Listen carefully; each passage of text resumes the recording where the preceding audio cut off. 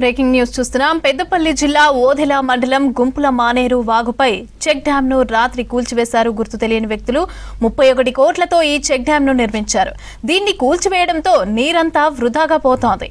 వాగులో ఇసుక తవ్వకాల కోసమే చెక్ డ్యామ్ కూల్చివేసినట్లు గ్రామస్తులు ఆరోపించారు. అయితే ఈ ఘటనకు పాల్పడిన వ్యక్తులను కఠినంగా శిక్షించాలని డిమాండ్ చేశారు.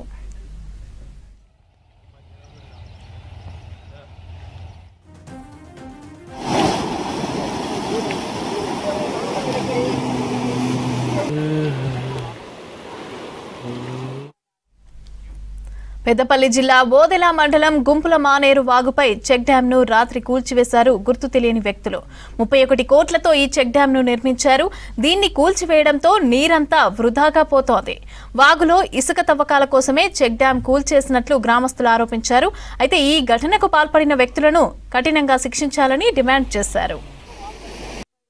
శ్రీ రామభద్ర ఆలయం ఒక కాశీగా పేరుగాంచి ఇక్కడ గత 3-4 సంవత్సరాల క్రితం 19 కోట్ల రూపాయలతోటి ఏర్పాటు చేసినటువంటి చెక్ డ్యామ్. ఆ చెక్ డ్యామ్ ద్వారా ఇక్కడ నీరు నిల్వ ఉండడం వల్ల సుమారు రోజుకు ఒక 200 నుంచి 500 మంది వరకు భక్తులు వచ్చి ఇక్కడ పుణ్యస్నానం ఆచరించి ఈ యొక్క స్వామివారిని దర్శించుకునేవారు. చెక్ డ్యామ్ ఏర్పడక ముందు మానేరు పరివాహక ప్రాంతం నుండి మా గ్రామ శివారు అటుపక్క గ్రామ శివారులో ఒక 300 నుంచి 500 వరకు విద్యుత్ మోటార్ల ద్వారా లిఫ్ట్ చేసుకొని వ్యవసాయ పంటలు పండించుకునేవారు మా రైతులంతా.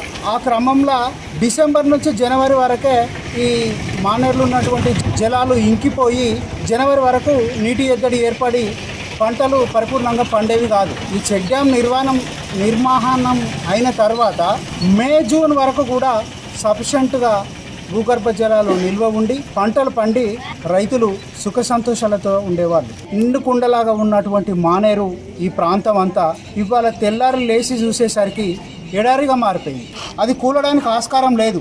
అది ఎవరో గుర్తు తెలియని వ్యక్తులు దాన్ని బ్లాస్టింగ్ చేసిర్రు అనేది మా గ్రామస్తుల అనుమానం. ఆ చేసిన వాళ్ళను గుర్తించి కఠినంగా శిక్షించి దాన్ని వెంటనే పునర్నిర్మాణం చేయించి దోషులను కఠినంగా శిక్షించి ఈ యొక్క చెక్ డ్యామ్ను పునర్నిర్మాణం చేయాలని మా గుంపుల గ్రామస్తులందరి తరపున నేను వేడుకుంటున్నాను.